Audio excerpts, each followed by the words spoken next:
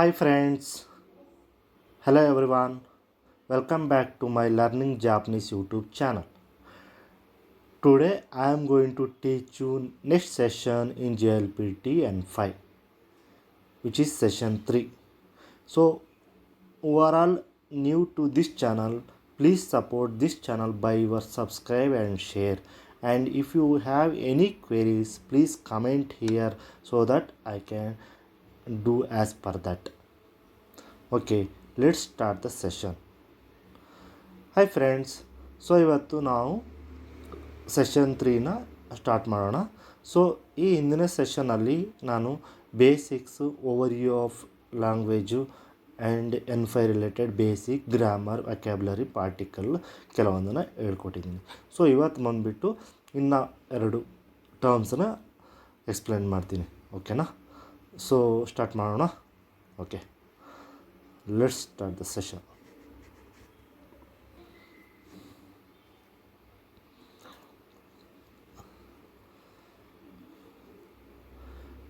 Okay,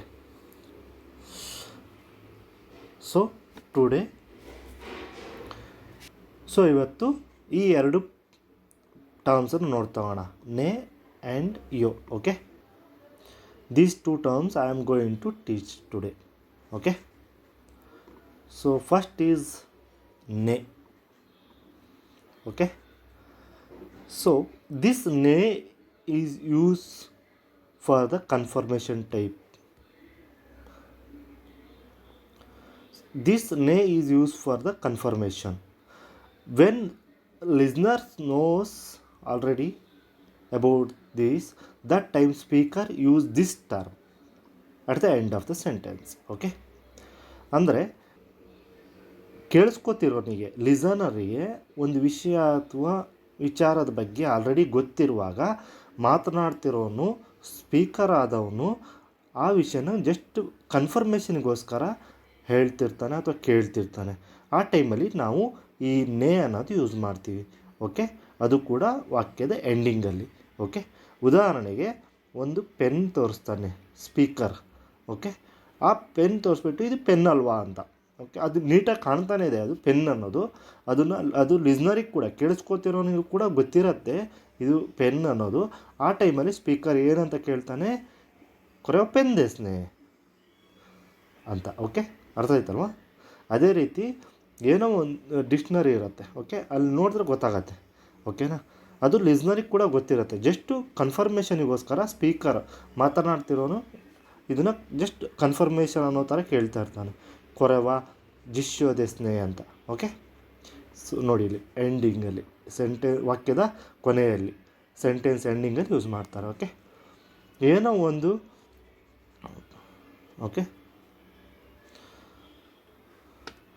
ಏನೋ ಒಂದು task ಕೊಟ್ಟಿರ್ತಾರೆ. ಓಕೆ, ಅಂದರೆ ಲಿಸ್ನರ್ ಅನ್ನೋನು, ಅವನಿಗೆ ಗೊತ್ತಿರ್ತದೆ 4x4 16 ಅನ್ನೋದು. ಅದನ್ನು ಸ್ಪೀಕರ್ ಅವ್ರು ಕೇಳ್ತಾರೆ ಅಂದರೆ 4x4 16 ದಾಯಿ ಜವಾಬ್ ದೇಸ್ನೆ ಅಂತ. ಇದು ಕರೆಕ್ಟ್ ಅಲ್ವಾ ಅಂತ. ಅಂದರೆ ಅದು ಗೊತ್ತಿರುತ್ತೆ ಅವನಿಗೆ ಈ 16 ಅನ್ನೋದು. ಸೊ ಅಲ್ಲಿ ಕೇಳಿಸ್ಕೊತಾ ಇರೋರು ಅದ್ರ ಬಗ್ಗೆ ಗೊತ್ತಿರುತ್ತೆ, ಅದು 16 ಅನ್ನೋದು. ಓಕೆ, ಯಾವಾಗ ಲಿಸ್ನರಿಗೆ ಅದು ಗೊತ್ತಿರುತ್ತೆ ಇನ್ಫಾರ್ಮೇಷನ್, ಆಗ ಸ್ಪೀಕರ್ ಆದವನು ಜಸ್ಟ್ ಫಾರ್ ಕನ್ಫರ್ಮ್ ಮಾಡುವಾಗ, ಕನ್ಫರ್ಮೇಷನ್ಗೋಸ್ಕರ ಕೇಳ್ತಿರುವಾಗ ಅಥವಾ ಹೇಳ್ತಿರುವಾಗ ನೀ ಅನ್ನೋದು ಯೂಸ್ ಮಾಡ್ತಾರೆ. ಓಕೆ, ದೈಜಬ್ ದೇಸ್ನೆ, ಪೆನ್ ದೇಸ್ನೆ, ತೆರೆಬಿ ದೇಸ್ನೆ. ಇದು ಟಿ ವಿ ಅಲ್ವಾ, ಇದು ಕರೆಕ್ಟ್ ಅಲ್ವಾ, ಇದು ಪುಸ್ತಕ ಅಲ್ವಾ, ಇದು ಡಿಕ್ಷ್ನರಿ ಅಲ್ವಾ ಅಂತ. ಓಕೆ, ಗೊತ್ತಿರುತ್ತಲ್ಲಿ. ಓಕೆ, ನೀಟಾಗಿ ಕಾಣಿಸ್ತಿರುತ್ತೆ. ಓಕೆ, ಅರ್ಥ ಆಯ್ತಲ್ವಾ? ಸೊ ನೇ ಅನ್ನೋ ಅರ್ಥ ಆಯ್ತು ಅನ್ಕೋತೀನಿ. Okay, it's very simple. While confirming something from the speaker with the listener, that time listener already knows about this. That time just for confirmation time we use this. Like ಕೊರೆವ pen ದೇಸ್ನೆ, this is pen right. ಕೊರೆವ ಮುಜುಕಾಶಿ ದೇಸ್ನೆ, this is difficult right. This ಕೊರೆವ ಜಿಶೋ ದೇಸ್ನೆ, this is dictionary right. Like that. Okay, ಅರ್ಥ ಆಯ್ತಾನೋ? Understood right? Okay, so next ಯೋ. ಯೋ is use while giving the information. Okay, so This will use while this time the listener don't know. The speaker giving information to the listener for the first time. Okay, that time it will use at the end of the sentence. Okay, both are end of sentence only. Okay, yo, here see you and yo. Okay, both are using end of the sentence. Here also nay is using end of the sentence. Okay, so example atarashi hon desyo means there is a book that speaker is giving information to the listener, like this is the new book, it is not a old book, it is a new book. Okay, これは難しいですよ. Here also speaker is giving information to the listener, like this is difficult. Okay, this thing listener don't know whether it is difficult or easy. Okay, that time the speaker is used to say like 難しいですよ, this is difficult. Okay, ಅರ್ಥ ಆಯ್ತಲ್ಲ friends? So ಇದು ಒಂದು information ಕೊಡುವಾಗ ಇದನ್ನು use ಮಾಡ್ತಾರೆ. Okay, ಮಾತನಾಡ್ತಿರೋನು ಕೇಳಿಸ್ಕೊತಾ ಇರೋನಿಗೆ ಒಂದು information ಕೊಡಬೇಕು. ಅದು ಕೇಳಿಸ್ಕೊತಾ ಇರೋನಿಗೆ ಗೊತ್ತಿಲ್ಲ. ಓಕೆ, ಸ್ಪೀಕರಿಗೆ ಮಾತ್ರ ಗೊತ್ತು, ಲಿಸ್ನರಿಗೆ ಇದ್ರ ಬಗ್ಗೆ ಗೊತ್ತಿಲ್ಲ. ಆ ಟೈಮಲ್ಲಿ ಇದನ್ನು ಸ್ಪೀಕರ್ ಆದವನು ಯೂಸ್ ಮಾಡ್ತಾನೆ ವಾಕ್ಯದ ಕೊನೆಯಲ್ಲಿ. ಓಕೆ, ಉದಾಹರಣೆಗೆ ನಾನು ಈಗಾಗಲೇ ಹೇಳಿದ ಹಾಗೆ ಅತರಾಶಿ ಹೋನ್ ದೇಸಿಯು ಅಂದರೆ ಇದು ಹೊಸ ಬುಕ್ಕು.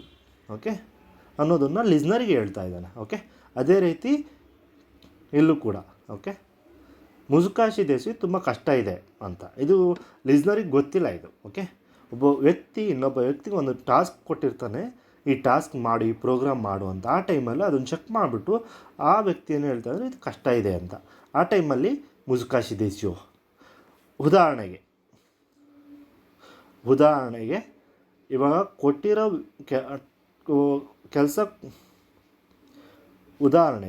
ಕೆಲಸ ಕೊಟ್ಟಿರೋ ವ್ಯಕ್ತಿಗೆ ಅದು ಗೊತ್ತಿರುತ್ತೆ, ಅದಕ್ಕೆ ಕಷ್ಟ ಇದೆ ಅಂತ, ಆದರೂ ಕೊಡ್ತಾನೆ. ಆಗ ಕೆಲಸ ತಗೊಂಡಿರೋ ವ್ಯಕ್ತಿ ಅದನ್ನು ನೋಡಿಬಿಟ್ಟು ಮುಜುಕಾಶಿ ದೇಸ್ನೆ ಅಂದರೆ ಇದ್ರ ಬಗ್ಗೆ ಅವನಿಗೂ ಗೊತ್ತಿದೆ ಅಂತ. ಓಕೆನಾ, ಇದು ಕಷ್ಟ ಇದೆ ಅನ್ನೋ ಅವನಿಗೂ ಗೊತ್ತಿದೆ, ಜಸ್ಟ್ ಕನ್ಫರ್ಮ್ ಮಾಡಿ ಮುಜುಕಾಶಿ ದೇಸ್ನೆ ಕಷ್ಟ ಇದೆಯಲ್ವಾ ಅಂತ. ಓಕೆ, ಅರ್ಥ ಆಯ್ತಲ್ವಾ ಡಿಫ್ರೆನ್ಸು? ಹಾಂ, ಸೊ ಇವಾಗ ನಾನೇನು ಹೇಳ್ತಿದ್ದೀನಿ ಅಂದರೆ,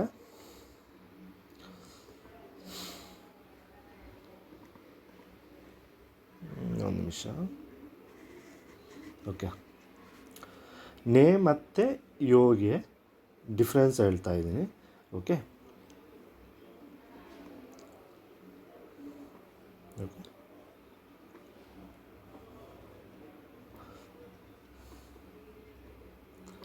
ಓಕೆ, ಇವನು ಎ ಅನ್ನೋ ವ್ಯಕ್ತಿ. ಓಕೆ,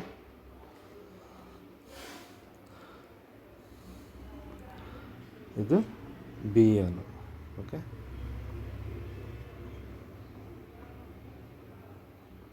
ಅರ್ಥ ಆಯ್ತಲ್ವಾ? ಓಕೆ, ಎ ಅನ್ನೋ ವ್ಯಕ್ತಿ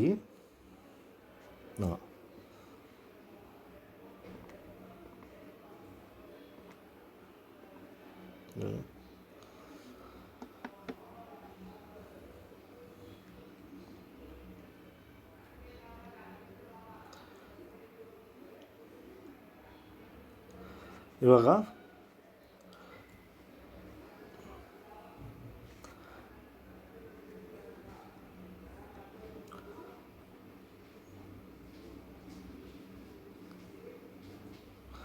ಓಕೆ, ಇವಾಗ 2 days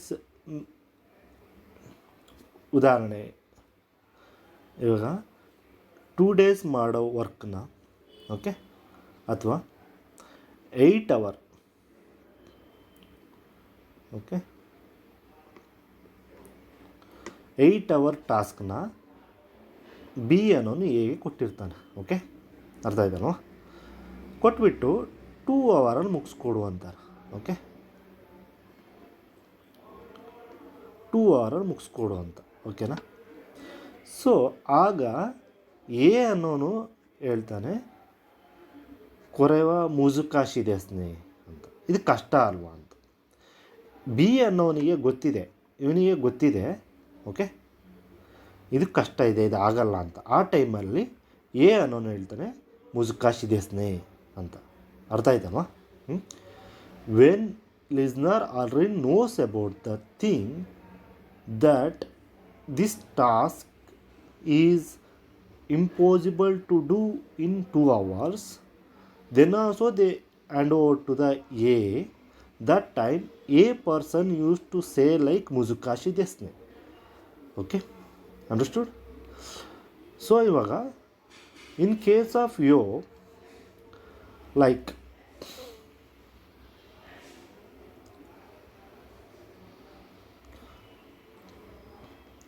when this in case of yo, when B person don't know that it takes 8 hours, he simply hand over to A and finish it by 2 hours. Okay, that time A used to say to B like this is muzukashi desu, because B don't know about this. He is giving the information, A is giving information to B, this is difficult. Okay, understood? ಅರ್ಥ ಆಯ್ತಲ್ವ? ಯಾವಾಗ B ಅನ್ನೋನು A ಅನ್ನೋನಿಗೆ ಒಂದು task ಕೊಡ್ತಾನೆ 2 hour ಮುಗಿಸು ಅಂತ, but ಅವನಿಗೆ ಗೊತ್ತಿರಲ್ಲ ಇದು 8 hour ಬೇಕಾಗತ್ತೆ ಅಂತ ಇದು ಕಂಪ್ಲೀಟ್ ಮಾಡಲಿಕ್ಕೆ. ಆ ಟೈಮಲ್ಲಿ ಎ ಅನ್ನೋ ವ್ಯಕ್ತಿ ಕೊರೆವ ಮುಜುಕಾಶಿ ದೇಸಿಯೋ ಅಂತ ಹೇಳ್ತಾನೆ. ಅಂದರೆ ಅವನಿಗೆ ಇನ್ಫಾರ್ಮೇಷನ್ ಕೊಡ್ತಾ ಇದ್ದಾನೆ ಬಿ ಅನ್ನೋನಿಗೆ ಈ ಟಾಸ್ಕ್ ತುಂಬ ಕಷ್ಟ ಇದೆ, ಮಾಡಲಿಕ್ಕೆ ಆಗಲ್ಲ ಅಂತ. ಓಕೆ, ಆ ಥರ ಒಂದು ಇನ್ಫಾರ್ಮೇಷನ್ನ ಹೊಸದಾಗಿ ಅವರಿಗೆ ಕೊಡುವಾಗ ಯೋ ಯೂಸ್ ಮಾಡ್ತಾರೆ. ಅರ್ಥ ಆಯ್ತಲ್ವ? ಅದೇ ಲಿಸ್ನರಿಗೆ ಆಲ್ರೆಡಿ ಗೊತ್ತಿರೋದಾದರೆ ಸ್ಪೀಕರು ನೇ ಅಂತ ಯೂಸ್ ಮಾಡ್ತಾರೆ. Okay, whenever speaker know the about the particular thing, that time speaker use ನೇ just to express the confirmation. Whenever giving the information to the listener, that time we use ಯೋ at the end of the sentence. This is the difference between ನೇ and ಯೋ. ಗೊತ್ತಾಯ್ತಲ್ವ? ಕನ್ಫರ್ಮೇಷನಿಗೆ ನೇ ಅಂತ ಹೇಳ್ತಾ use ಮಾಡ್ತೀವಿ, for giving information ಯೋ ಅನ್ನೋದು use ಮಾಡ್ತೀವಿ. Okay, ವಾಕ್ಯದ ಕೊನೆಯಲ್ಲಿ. ಓಕೆ, ಅರ್ಥ ಆಯ್ತಲ್ವ? ಸೊ ಇದೆರಡು ಇವತ್ತಿನ ಟಾಪಿಕ್. ಓಕೆ, ಸೊ ಏನೇ ಡೌಟ್ಸ್ ಇದ್ದರೂ ದಯವಿಟ್ಟು ಕಮೆಂಟ್ ಮೂಲಕ ತಿಳಿಸಿ. ಸೊ ದಯವಿಟ್ಟು ಈ ಚಾನಲ್ನ ಸಪೋರ್ಟ್ ಮಾಡಿ ನಿಮ್ಮ ಸಬ್ಸ್ಕ್ರೈಬ್ ಆ್ಯಂಡ್ ಶೇರ್ ಮೂಲಕ. ಓಕೆನಾ? Please do subscribe and share this channel, so it will helpful to me to move forward. Thank you all.